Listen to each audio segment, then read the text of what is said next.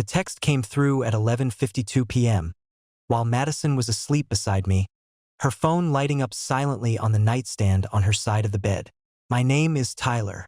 I'm 29 years old. I run my own small contracting business here in Boise, and that night, lying awake long after Madison had drifted off, I made the kind of decision that feels small in the moment and turns out to be the hinge on which an entire life swings. I reached over and picked up her phone. Not to snoop, I want to be honest about that because it matters later, but because the screen had lit up the room enough to catch my eye, and some half-asleep, half-curious impulse made me glance at the preview banner before I'd even fully decided to. Brett, can't stop thinking about Friday. We need to talk before the wedding stuff gets too real. I read it twice. Then a third time, slower, like rereading might reveal a different sentence hiding underneath the first one. I'm not the kind of guy who goes looking for trouble. If anything, that's always been my problem. I let things slide. I avoid the hard conversation. I tell myself tomorrow will be a better time to bring something up, and tomorrow quietly becomes next week, and next week becomes never. Madison used to tease me about it, actually, early in our relationship. You'd rather build an entire deck than have one uncomfortable conversation. She'd said once, laughing, and I'd laugh too because it was true, and because back then it had felt like a quirk instead of a fault line. We'd been together 3 years. Engaged for 4 months, the ring. A modest, tasteful thing we'd picked out together, because Madison had specific opinions about cut and setting that I'd happily deferred to. Sitting on her finger that very moment, glinting faintly in the bedroom's dim ambient light as her hand rested near the pillow. I set the phone back down exactly where I'd found it, screen dark again, and lay there in the dark beside her, feeling something cold and unfamiliar settle into my chest. Brett. I knew exactly one Brett in Madison's life, an old college friend she'd mentioned a handful of times over the years, always in the easy, distant way you mention someone from a chapter of your life that's mostly closed. We need to talk before the wedding stuff gets too real. That sentence did not sound like something an old college friend sends. I didn't wake her. I didn't say anything. I lay there until almost 3 in the morning, staring at the ceiling fan's slow rotation, running that single text through every possible innocent interpretation I could construct, and finding that none of them actually fit the words as written. In the morning, Madison made coffee like it was any other Tuesday, humming something under her breath while she scrolled through wedding venue photos on her laptop at the kitchen table, completely unaware that I'd seen a sentence the night before that had quietly rearranged the architecture of everything I thought I understood about the next chapter of my life. "You're quiet today," she said, glancing up. "Long night. Didn't sleep great," I said, which wasn't even a lie. She smiled, came around the table, and kissed the top of my head on her way to refill her mug, and I sat there holding my coffee, watching the steam curl upward, thinking, I have no idea, right now, how much of what I'm looking at is actually real. I didn't ask her about the text that morning. I told myself I was choosing a better time. The truth, which would take me weeks to fully admit, was that some part of me was afraid that asking would mean the end of something I wasn't ready to let go of yet, and avoiding the question felt, in that moment, considerably safer than confirming what I already suspected the answer might be. For the first several days after the text, I told myself a version of events that let me keep functioning. Brett was an old friend. People say things like, before the wedding stuff gets too real, when they mean something completely innocent. Pre-wedding jitters, a friend checking in, nothing more sinister than that. I built this explanation carefully, the way you build a shed out of whatever scrap lumber happens to be lying around. Not because it's good construction, but because it's good enough to keep the rain off for now. But once I'd noticed one thing, I started noticing everything, the way attention works once you've finally let it off its leash. Madison's phone, which had always lived openly on whatever surface was nearest her, started traveling more deliberately into her bag, or face down on the nightstand, angled just slightly away from where I'd naturally be looking. She'd always been a private person in small ways, that wasn't new, but the specific deliberateness of it felt different now that I had a reason to be watching for it. We'd been deep into wedding planning for 2 months by then. Venue visits, a tasting we'd scheduled with a caterer Madison's mother had recommended, dress shopping trips Madison did with her sister and a couple of friends. It was a lot, the way wedding planning always seems to be more than anyone warns you about, full of decisions about flowers and seating charts that somehow carry more emotional weight than they should. Madison canceled the cake tasting twice that month. The first time, she said work had run long. She managed a boutique downtown, reasonable hours mostly, but occasional inventory emergencies that did sometimes eat into her evenings. The second cancellation, a week later, came with a vaguer explanation. I'm just not feeling up to it tonight. Can we push it?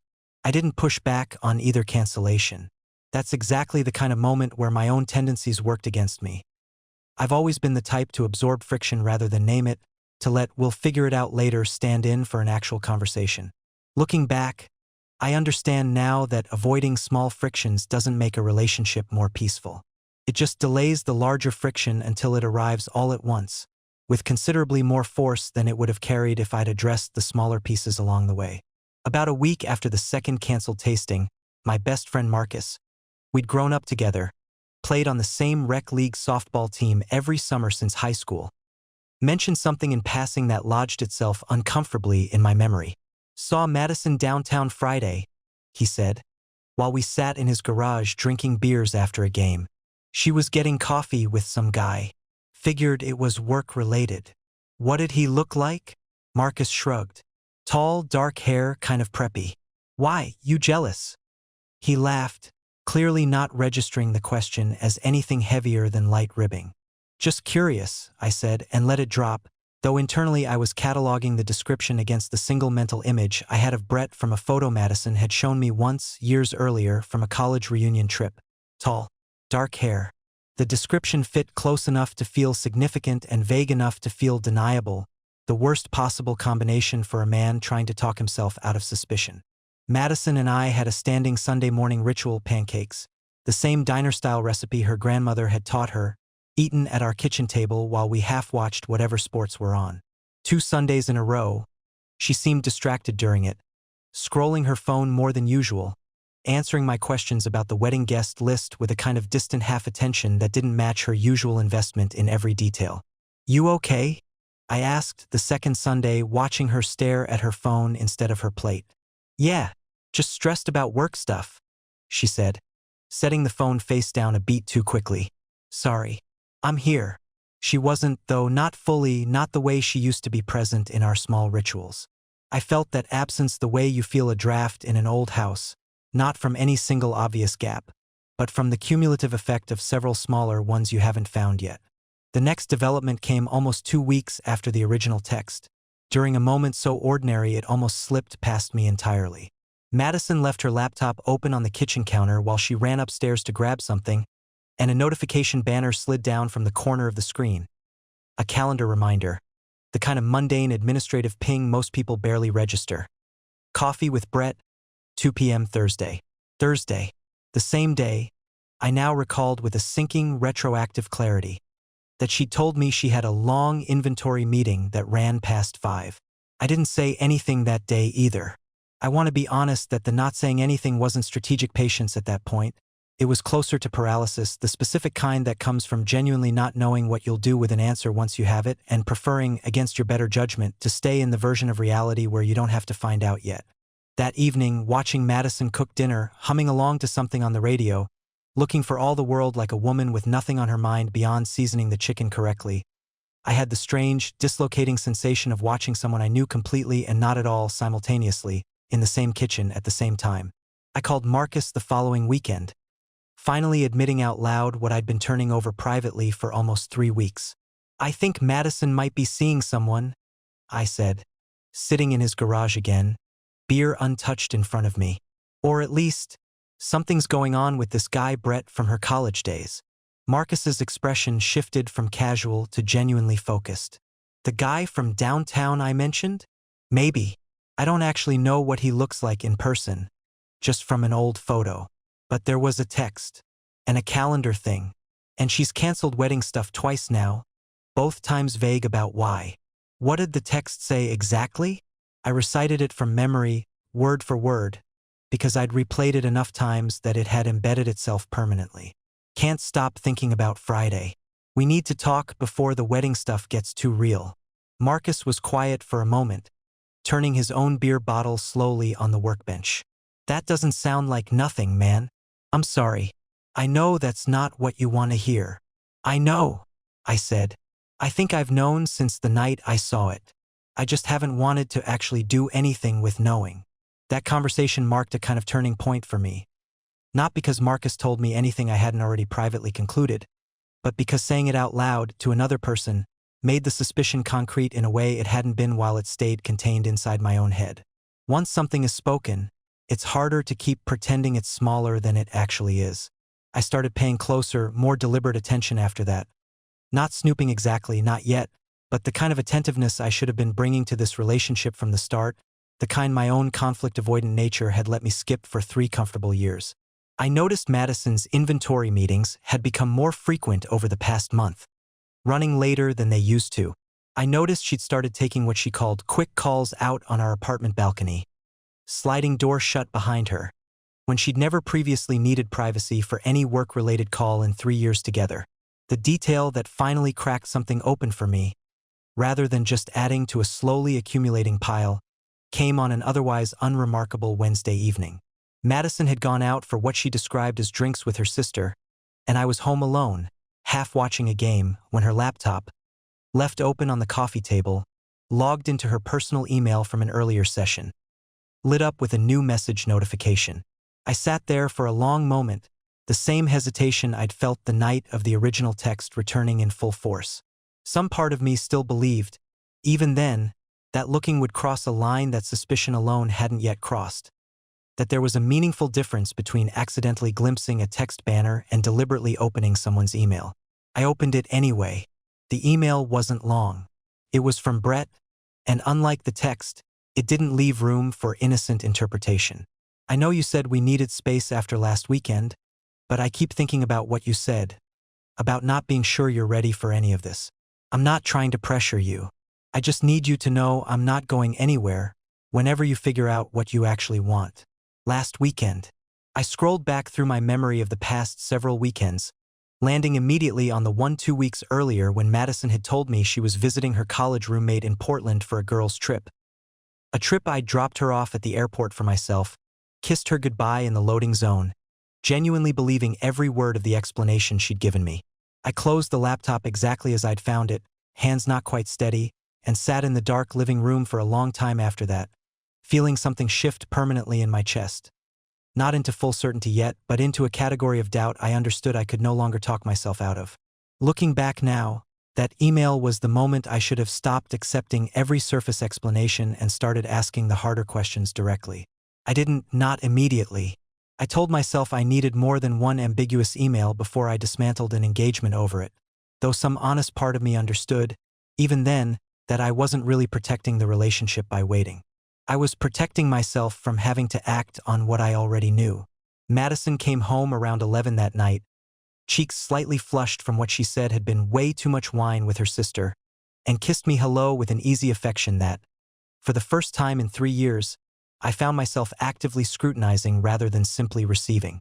"You're staring at me weird," she said, laughing, pulling off her shoes by the door. "Just tired," I said. "Long day." I lay awake again that night, beside her, performing an inventory of everything I now understood with reasonable confidence. A text referencing Friday and the wedding stuff, a calendar entry for coffee with Brett during a supposed inventory meeting, an email referencing last weekend that landed squarely inside her Portland trip, and a pattern of canceled wedding tasks that suddenly looked less like stress and more like avoidance of something specific. I didn't yet know how far this had gone, but I understood, with the particular clarity that arrives at 3 in the morning when sleep has given up entirely, that whatever this was, it had already gone considerably further than a single innocent coffee between old friends. I didn't make a deliberate decision to start investigating, the way I imagine some people do, methodically and with purpose. It happened more gradually than that, each piece of half-evidence simply making the next piece feel necessary, until I'd accumulated, almost without meaning to, something resembling a case. I called Marcus again, this time asking directly for help rather than just venting. "I need to actually know what's going on," I told him. "Not guess anymore." "No. What do you need?" "I don't know yet. I just can't keep lying awake every night running the same 3 pieces of evidence through my head without ever getting anything new to add to them." Marcus, it turned out, had a cousin who worked at the same downtown coffee shop where I now suspected Madison had been meeting Brett. The same shop, in fact, where Marcus had originally spotted her weeks earlier. A few casual questions, framed carefully as idle curiosity rather than active investigation, confirmed that yes, a woman matching Madison's description had been a fairly regular Thursday afternoon presence over the preceding month or so, usually meeting the same tall, dark-haired man. That confirmation didn't tell me anything I hadn't already privately concluded, but it did something important anyway. It moved the suspicion out of the realm of things I might be imagining and into the realm of things independently observed by someone with no reason to lie to me. The Portland trip nagged at me most persistently. I want to be honest that what I did next sits uneasily with me even now, the way it probably should. I checked our shared credit card statement, something Madison and I had set up jointly for wedding expenses, giving both of us visibility into the same account, and found a charge from a hotel in Boise itself, not Portland, dated the same weekend Madison had supposedly been visiting her college roommate 3 states away. A hotel. In our own city. The same weekend as the email referencing last weekend, and not being ready for any of this. I sat with that discovery for a long time, feeling something cold and exact settle into the base of my spine. This wasn't ambiguous anymore. This wasn't a coffee between old friends catching up. This was a deliberately constructed lie, requiring an entire false itinerary, just to create space for whatever had actually happened that weekend in a hotel 20 minutes from our apartment. I called Marcus and read him the statement detail. He was quiet for a long moment. "Tyler, I think you need to actually talk to her. Not wait for more proof. You have proof." "I know," I said. "I think I've known for a while that I have enough. I think I've just been avoiding the part where I have to actually do something with it." That admission, spoken out loud finally, felt like its own small turning point, separate from anything Madison had done. I understood, in that moment, that my own conflict avoidance hadn't just been a minor personality quirk these past 3 years. It had been actively shaping the timeline of this entire unraveling, letting suspicion calcify into certainty over weeks I could have spent simply asking direct questions instead. I want to include one more detail honestly, because it complicates the tidy narrative of investigation slightly. About 4 days before I finally confronted Madison, I ran into Brett myself, entirely by accident, at a hardware store while picking up supplies for a client's deck project. I recognized him immediately from the old photo, tall, dark-haired, exactly matching Marcus's description from weeks earlier. I don't know what came over me in that moment. Some impulse, equal parts curiosity and barely contained anger, made me approach him. "You're Brett, right? Madison's friend from college." He looked momentarily startled, then recovered into something carefully neutral. "Yeah, you're Tyler." "I am." I held his gaze for a long moment, watching something flicker behind his eyes. Not quite guilt, but close to it. The specific discomfort of someone caught slightly off guard by a confrontation they hadn't prepared for. "I just wanted to say hi, since we're apparently both going to be around for a while." I walked away without waiting for a response, my hands shaking slightly with adrenaline I hadn't expected, and drove home with a strange, unfamiliar resolve settling over me. I wasn't going to wait any longer. I had the hotel charge. I had the email. I had the calendar entry and the original text, and now a face attached to a name that had been haunting me for weeks. I called Madison's sister, Rachel, the following day, not to gather more evidence exactly, but because I needed to know before I said anything to Madison directly, whether Rachel had actually been with her on the Portland trip or whether that, too, had been entirely fabricated. "She told me to cover for her if you asked," Rachel admitted after a long, uncomfortable pause. "I didn't know the details. I just knew she needed space for something and asked me not to say anything if it came up. I'm sorry, Tyler. I should have told you sooner." That confirmation, Rachel's own quiet complicity, however reluctant, was the final piece. I now understood not just what had happened, but how deliberately it had been protected, with at least one other person recruited to maintain the cover story. I spent that final evening before the confrontation organizing everything in my head, deciding, with unusual clarity for someone normally inclined to let things drift, exactly how I wanted this conversation to go. I wasn't interested in screaming. I wasn't interested in an ultimatum delivered in anger. I wanted facts laid out plainly, and I wanted to actually understand, finally, what I was dealing with before I let myself feel anything beyond the controlled need to know. I waited until Saturday morning, when we both had the day free, and asked Madison to sit down at the kitchen table.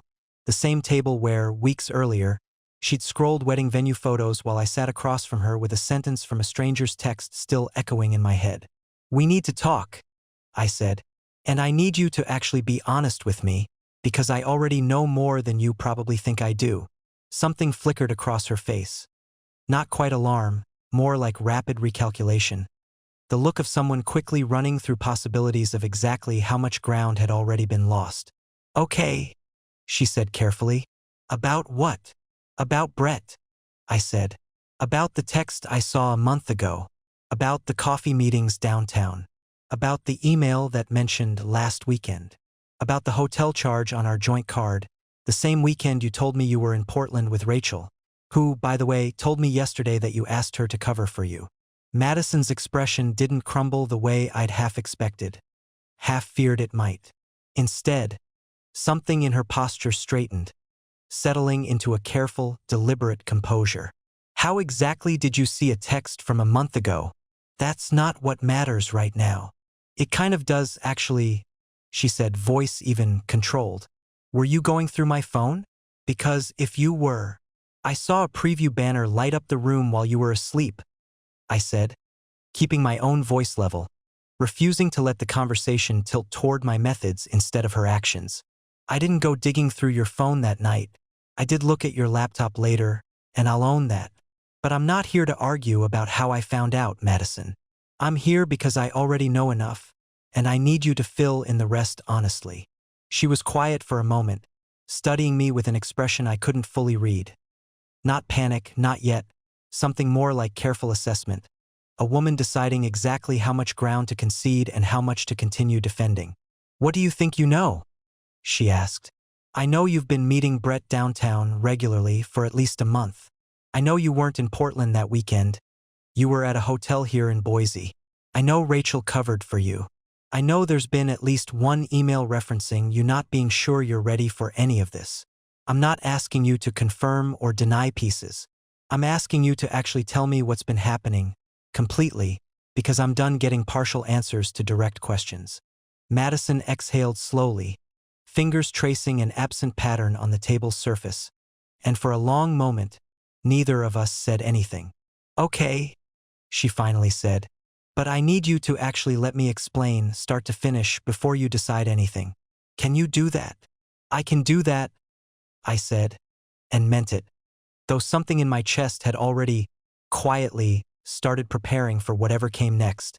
"It's not as simple as I cheated," she began. "Even though I understand that's exactly what it looks like, and I'm not going to pretend it isn't at least partly that. But I need you to understand how it actually started, because the version where I'm just someone who got bored and went looking for something else isn't accurate, even if it's the easiest version to believe. Brett and I reconnected about 2 months ago.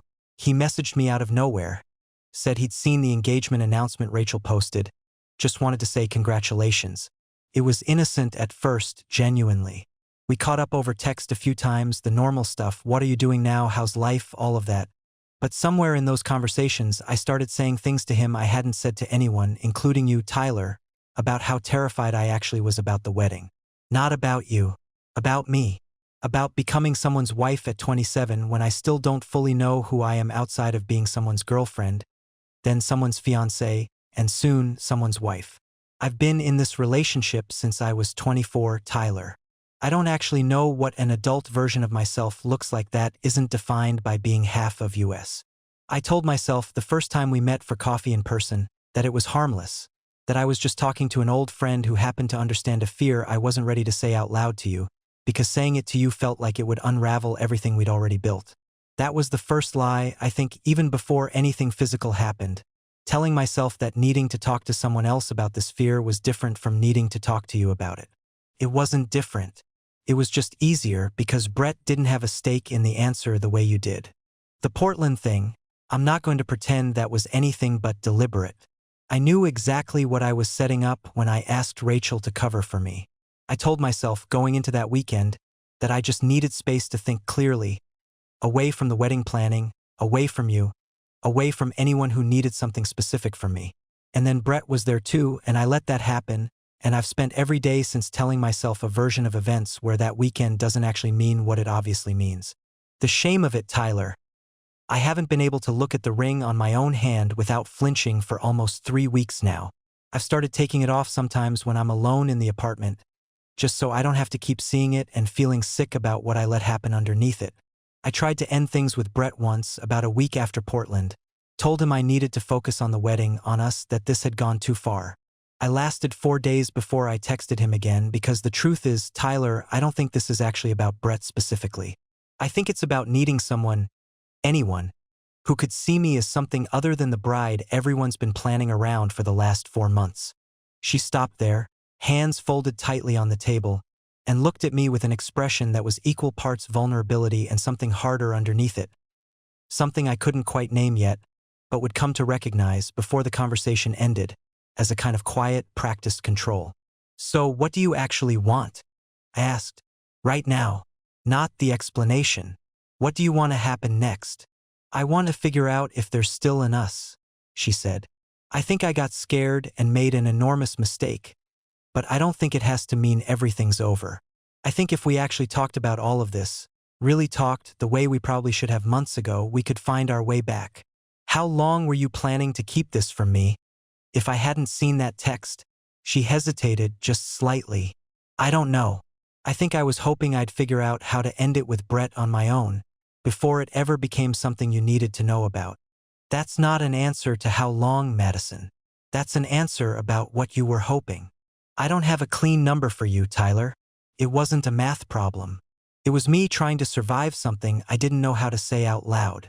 I sat with that for a long moment, watching her watch me, understanding with increasing clarity that every answer she gave was carefully measured. Honest in pieces, but controlled in its overall shape, designed to keep the conversation moving at a pace she could manage rather than one that gave me anything resembling complete certainty. Did you love him? I asked. At any point. Just answer that one directly. I don't think it was about love, she said, after a pause exactly long enough to feel deliberate. I think it was about feeling like myself again, for an hour at a time, somewhere outside everything I felt like I was losing control of. That's not a no. It's the most honest answer I have right now. I felt something close, finally, somewhere deep in my chest. Not dramatically, not with any single decisive moment, but quietly, the way a door settles into its frame after being pushed slowly shut. I understood, sitting across from her, that every answer she'd given me over the past 20 minutes had been true in its own way, and also carefully incomplete, shaped to give me just enough to feel like I'd gotten somewhere, without ever actually arriving anywhere solid. I appreciate you talking to me, I said finally. I genuinely do. But I think I have what I need. What does that mean? It means I don't think I'm going to keep asking you questions today, because I don't think I'm going to get anything from you that isn't already shaped around protecting yourself first. I think I understand enough now. Tyler. I stood up from the table, the conversation, in some essential way, already over for me, even as Madison was clearly still hoping to steer it towards some negotiated resolution. I need some time, I said. I'm going to stay at Marcus's for a few days. I stayed at Marcus's place for 9 days, sleeping on a pull-out couch that creaked every time I shifted my weight, spending most evenings in his garage with a beer I rarely finished, turning the entire conversation over and over in my mind, trying to locate the exact moment I'd stopped believing Madison's version of events and started recognizing it. Instead, as a performance designed to manage my reaction rather than actually account for what she'd done. You're allowed to just be done, Marcus told me on the 4th night, watching me stare at the same beer for the better part of an hour. You don't owe her a longer investigation into her own feelings. You already know what happened. He was right, though it took me several more days to fully accept it. Madison texted occasionally during that stretch. Not desperate, not particularly emotional, just steady, persistent check-ins, each one carefully worded, each one somehow managing to suggest, without quite saying outright, that the door remained open whenever I was ready to walk back through it. On the 7th day, she sent a longer message, the closest thing to a direct apology she'd offered since the conversation at our kitchen table. I know I didn't give you the full picture clearly enough when we talked. I think I was so scared of losing everything that I kept trying to manage how much you knew instead of just telling you all of it plainly. I'm sorry for that. I am sorry for all of it, Tyler, not just the parts that are easiest to be sorry for. I read that message several times, feeling something shift slightly, not toward reconciliation, but toward a clearer, more settled understanding of exactly what had happened during our kitchen table conversation. She'd known, even then, that she'd been managing my access to the truth rather than simply providing it.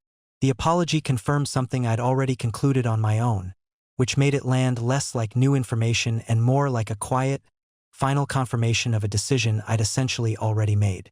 I called my own lawyer friend, not for anything formal, since we weren't married, just engaged, but to understand the practical realities of disentangling a shared apartment lease, a joint credit card we'd opened for wedding expenses, a deposit we'd already paid to a venue that would need canceling.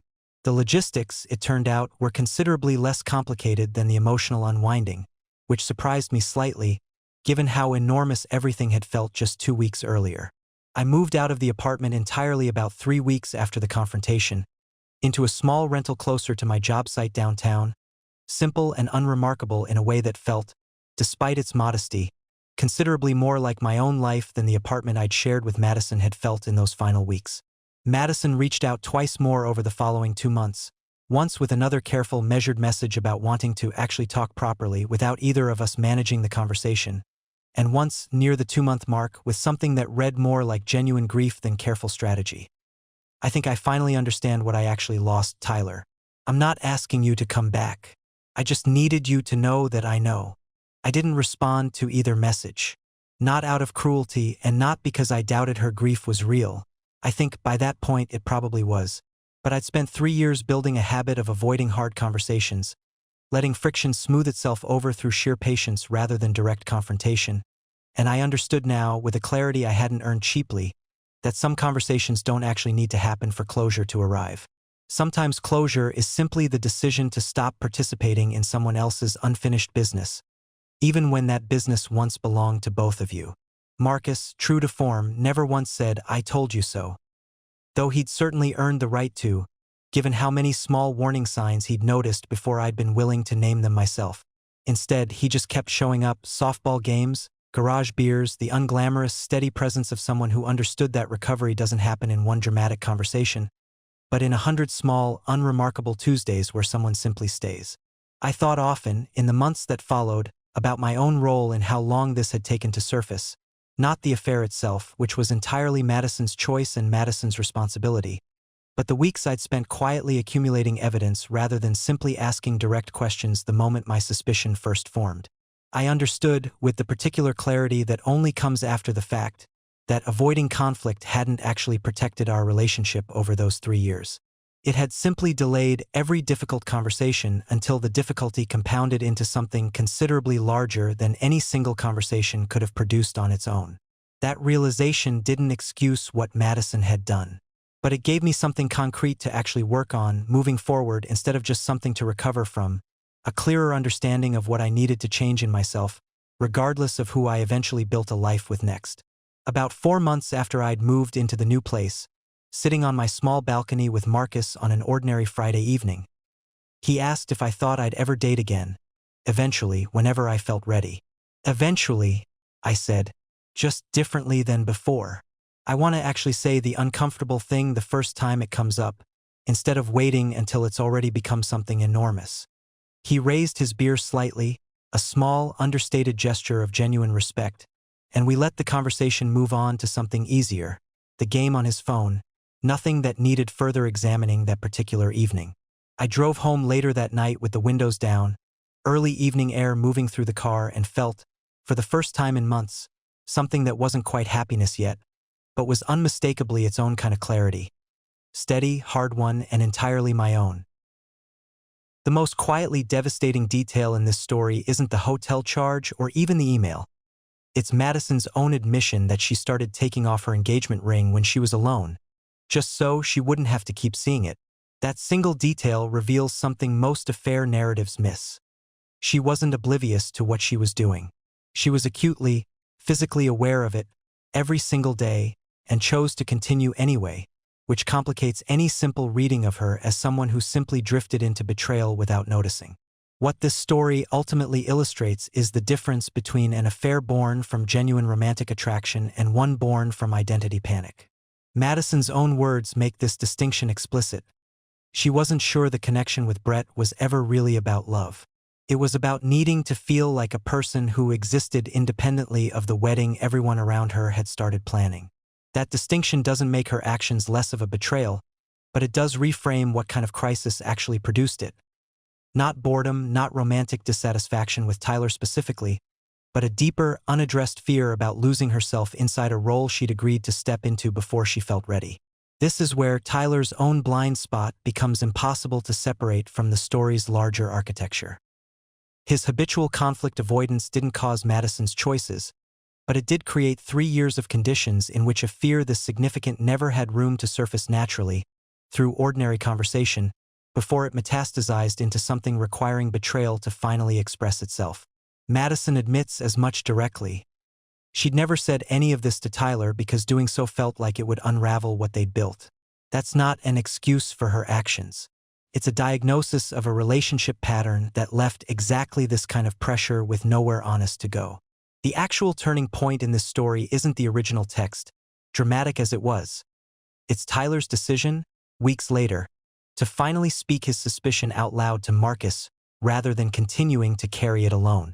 That single act of externalizing what he already knew is what transformed passive anxiety into active investigation. And it's the moment from which every subsequent piece of clarity in the story actually flows. What lingers longest, though, is the confrontation itself.